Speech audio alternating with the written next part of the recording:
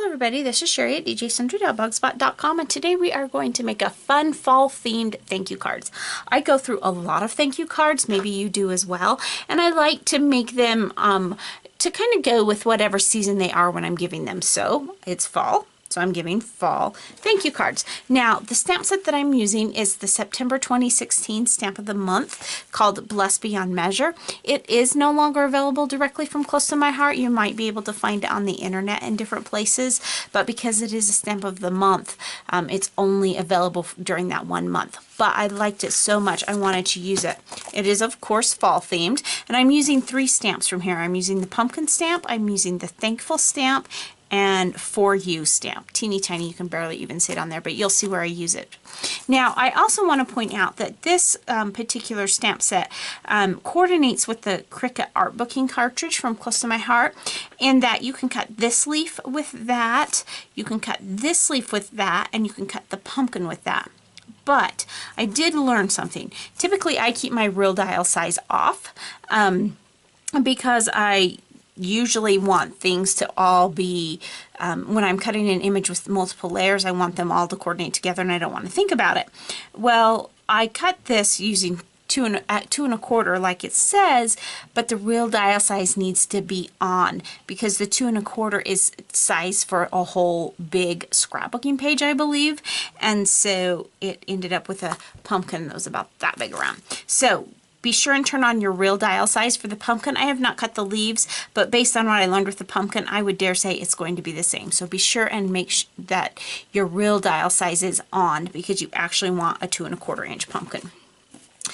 I pulled some Colonial white card bases, just like that, and then from the enchantment paper packet I pulled Gold Rush, and then this old paper is Sangria, and I just love the fallness of this paper. And though I also you will see some projects using the Swan Lake paper sometime over the next several weeks, but I really wanted to use up some of this Sangria, and it was perfect for what I was wanting to do.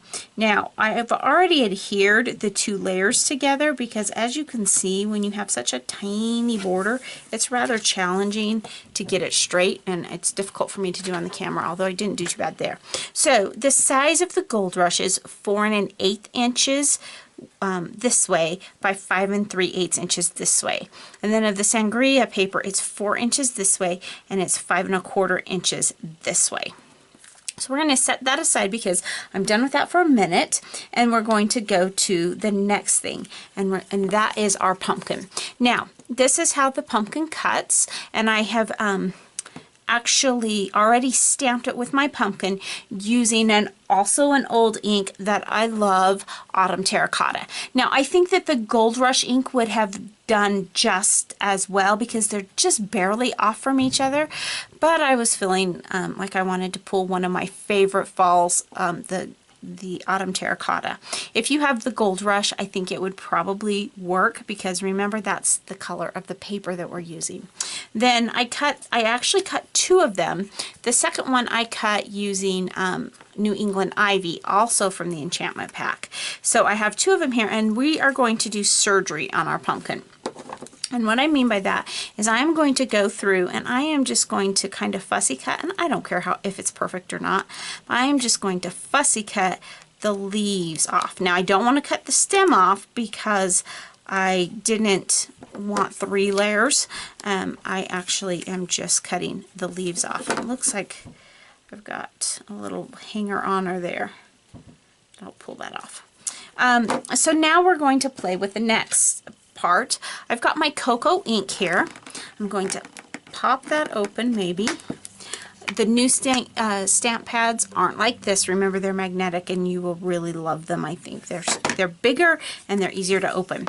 So I just have this makeup wedge, and I'm just going to lightly go over that stem with the cocoa.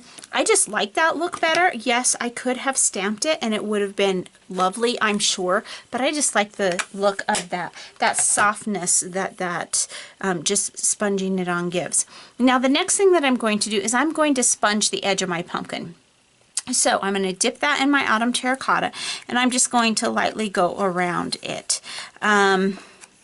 this is another place that even if you use the autumn terracotta, who knows, maybe I could have used the Gold Rush to go around it, even using the autumn terracotta to stamp. I don't know. They are very similar to each other, but they're not exactly the same. So I'm going to just close that up because that pad has actually no, I'm going to need that again. Okay, so now we're going to put our pieces together. And all the sponging around that does is it just gives it a little extra, just a little kind of a vintage flair, but it also makes it so that it's not quite as startling of a contrast between the colonial white and the autumn terracotta of the pumpkin. Now I'm going to set that aside because I still haven't, let's pull this. I love to use my Xyron for things like this because I really want my pieces to be very strongly adhered. If I had used my Explore on that little tiny piece, that probably wouldn't have happened, but I used my Expression. So I want it to really, I don't want them to separate. So then you just kind of match them up. Now it's not, you're not going to have the green showing at the bottom, so you want to be sure that you line it up so that you don't. And then the next part that we have to do is I'm going to pop mine up using a little bit of foam tape. And so I'm just going to cut up a couple pieces of foam tape off camera there. And that one on the top, that one on the bottom, and then we'll set that aside and we're going to do our stamping. So as I said, we're going to use Thankful and For You. Now I've already sponged around the edge of my colonial white. Again, I wanted that softness that comes from sponging around, and it just makes everything kind of blend together a lot better. And I am going to put this right about here. Now, I'm not just jumping and eyeballing it there. I have made a few other of these cards, so I already have a feel for where I want my stamps to go. There it says Thankful For You, because I previously tried it before stamping.